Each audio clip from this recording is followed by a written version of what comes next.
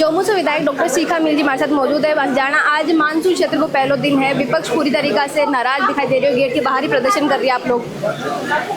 आज हमने गेट के बाहर ही नहीं, जबकि जो मूक बधिरों की स्कूल है पोदार स्कूल, हम वहाँ तक गए, वहाँ से हमने पैदल मार्च विधानसभा तक किया और लोगों तक ये हमने एक संदेश दिया कि आपकी आवाज़ उठाने के लिए, जनता की आवाज़ उठाने के लिए हम सड़क से सदन तक मौजूद हैं। और शिक्षा की जो बदहाल व्यवस्था है उसको ढकने के लिए इन्होंने जो, जैसे हमारे जूली साहब ने कहा, ढक्कन कानून बनाया है, उसका हम पूरी तरह से विरोध करते हैं। और मुझे तो लगता है कि आप जो मीडिया के लोग हैं, आप लोग चौथा स्तंभ हैं इस लोकतंत्र का, तो आप लोगों को भी मिलकर विरोध करना चाहिए कि वो आप पर किस तरह से प्रतिबंध लगा सकते हैं कि जो स्कूलों की असली स्थिति है वो उजागर ना हो पाए। क्या लगता है कि जिस तरीके से स्कूलों की बदहाल व्यवस्था बाहर आ रही थी, जर्जर अवस्था आ रही थी, मिड डे मील में क्या मिल रहा है, ये सब दिखाया जा रहा था और लगातार वीडियो वायरल हो रहे थे, उसके डर से ये किया जा रहा है कि अब जो है अंदर की बात अंदर ही रहे। काम करना बीजेपी की कभी प्राथमिकता नहीं रही, शिक्षा पर कभी बीजेपी का ध्यान नहीं रहा।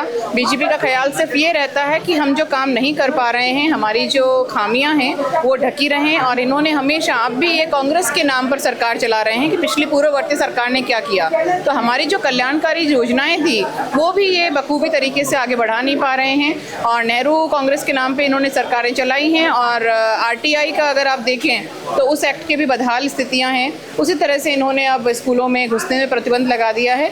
तो ये सारी चीज़ें इसलिए हैं ताकि जनता तक इनकी जो नाकामियां हैं वो ना पहुंचें। ये पहली बार हुआ है जब इस तरीके से स्कूल, क्योंकि सार्वजनिक आप जगह बोल सकते हो, सरकारी स्कूलों को वहाँ पे जाके जानने का हक हर किसी को है कि क्या व्यवस्था चलाई जा रही है। तो पहली बार हुआ है जब इस तरीके से प्रतिबंधित कर दिया गया है उसको मीडिया को जाने के लिए। प्रतिबंध तो लगाया सो लगाया, साथ में उन्होंने ये भी करा है आदेश में कि पोक्सो एक्ट लगा सकते हैं। पोक्सो एक्ट है क्या, मतलब इन्होंने शायद लिखने से पहले इन पर ये सवाल उठाया, हमें जाना चाहिए कि पोक्सो एक्ट किस चीज़ पे लगता है, क्या स्कूलों में घुसना पोक्सो एक्ट होता है? तो ये बहुत ही एक गंभीर विषय है कि किस तरीके से इन्होंने ये तुगलकी फरमान निकाला है। और ये जो कानून है पूरी तरह से, मैं बार बार कह रही हूँ, अपनी नाकामियों में पर्दा डालने के लिए इनकी मंशा है।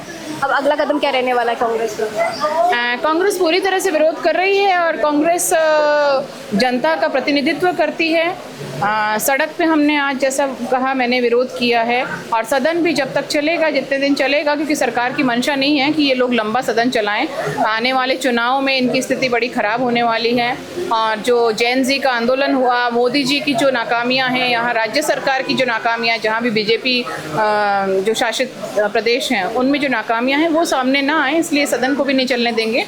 और जनता का जवाब तो अभी 2-3 महीने में जो नगर निकाय चुनाव, पंचायती राज चुनाव है, उसमें मिल ही जाएगा इनको।